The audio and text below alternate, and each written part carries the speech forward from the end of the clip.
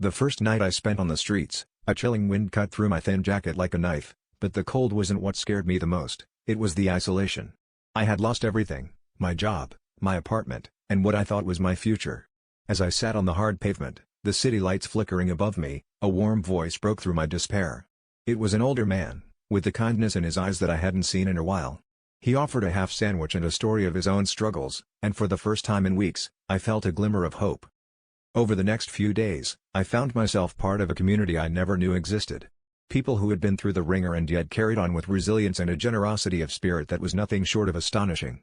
There was a woman who shared blankets she'd found, a man who played the harmonica to lift our spirits, and even a teenager who taught me the art of finding discarded treasures. We were a patchwork family, bound not by blood but by a shared understanding of survival and the power of giving. It was during these moments that I discovered the true meaning of wealth. It wasn't in the material possessions I'd lost, but in the connections I was forging.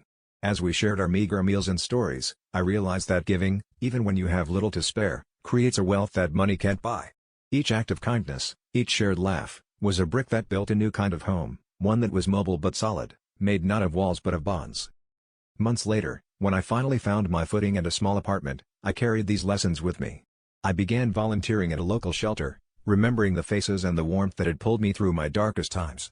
My journey from tragedy to triumph taught me that even in the direst circumstances, there is a power in community and kindness that can transform lives.